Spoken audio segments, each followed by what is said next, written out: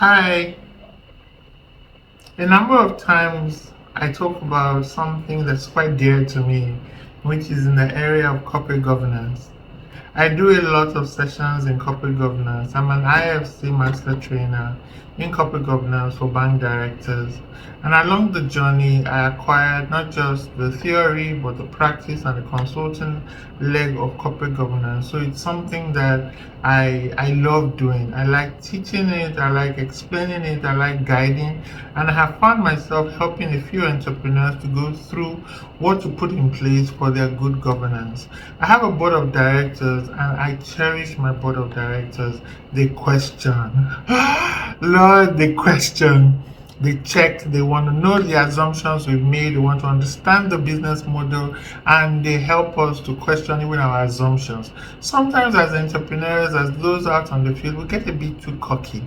We tend to think that, look, our assumptions will all gel and this is what will happen. But people with a lot of experience and insight into other industries, or just basically the fact that they have led successful ventures, are able to find out what is wrong there, what could go wrong, and where should you improve. And I love my board for that. If you don't have a board of directors, please start with at least an advisory board. Instead of people who may be two or three to guide you, to help handhold you, to help to question your assumptions, because you might have the same sort of dilemma that I had, which I didn't think was a dilemma, but really, if you think about it, could have been an issue.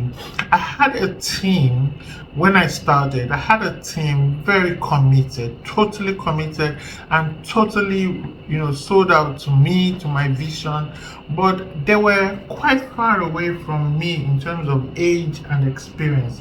And one day, one of my advisors came to a meeting we did. We held regular quarterly meetings then, just to review what we're about, how we're doing, and what is, to be done going forward.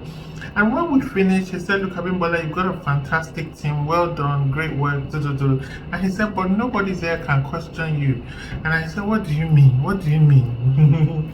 He used to be my former manager, and we formed a very good rapport. And so I was able to speak well with him. And he said, "No one there can question you. They're too far away from you." And you know what? I accepted it that day. I realized sometimes those who are so loyal to you, for no intent of theirs to be sycophants, they just not question you enough. And that rigor, that ability for someone to say, "No, your assumptions are faulty.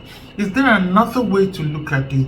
Is there another approach we can have? Should we get more insights?" Sometimes that could save the day. It could save you losing millions of money. It could save you losing people. It could save you losing opportunities. And on the flip side, it can gain you traction with your stakeholders. It can help you develop the fun product market fit, and it can help you make the revenues that you need.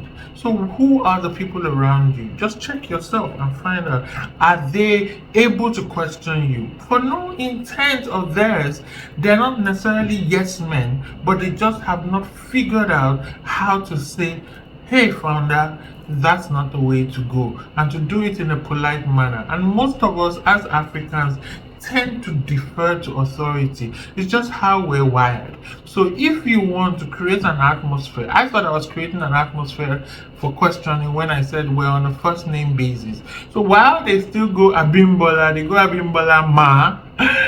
Anyway, the point is, that was a point to note, and it was an advisor that picked it out, pointed it out, and we did something about it. Immediately we raised some funding, we were able to start hiring people into higher levels, people closer to me, people with more experience, people who had been out in large corporates, people who knew their onions, and they could question as well. I mean, it's still a work in progress, but this is one of the things that a lot of entrepreneurs and founders need.